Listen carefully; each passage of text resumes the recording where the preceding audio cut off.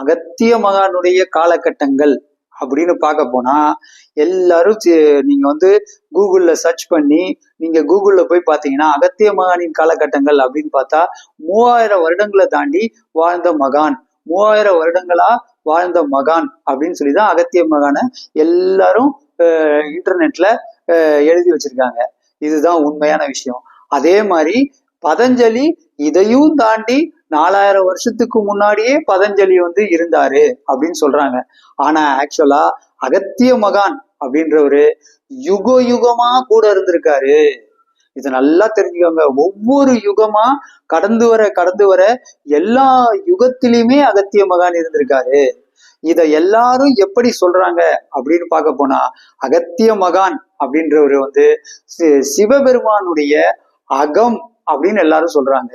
எல்லா சித்தர் மகான்களும் சொல்றது சிவபெருமானின் அகம் அப்படின்னு சொல்றாங்க. அப்ப சிவபெருமான் தான் எப்பயுமே முதன்மையான கடவுள். அப்ப சிவபெருமான் அப்படின்றவரு வாசிதான். அந்த வாசியுடைய அணுக்களின் கூட்டு, அந்த அணுக்களின் அசைவு தான் அகத்திய மகான். இது நல்லா தெரிஞ்சுக்கோங்க. அப்போ ஒரு வாசி இருக்கு, அந்த வாசியுடைய அணுக்களின் கூட்டு, அணுக்களின் அசைவு தான் அகத்திய மகான். அப்போ சிவபெருமானுடைய இதயமா, சிவபெருமானுடைய மனமா இருக்கிறவர் தான் அகத்திய மகான். அதனாலதான் அவருக்கு அகத்தியர்னே பேர் வந்தது. இதை நல்லா தெரிஞ்சுக்கோங்க.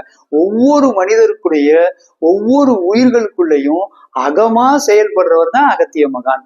அதனால நீங்க அகத்திய மகானை வணங்குனீங்கன்னா கண்டிப்பா உங்களுக்கு எப்பொழுதும் நல்ல காரியங்கள் நடக்கும். அகத்திய மகான் என்பவர் யுக யுகமா பயணிச்சவரு. பதஞ்சலி அப்படின்றவர் ஒரு சித்தர் தானே தவிர 4000 வருஷத்துக்கு முன்னாடி பிறக்கப்பட்ட சித்தர் தானே தவிர வேற ஒண்ணுமே கிடையாது.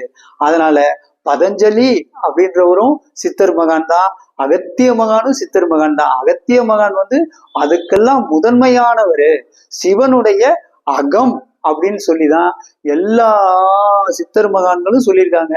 சிவபெருமானுடைய எழுத்துலயும் அதான் இருக்கு, அகத்தியர் தான் முதன்மையானவரு.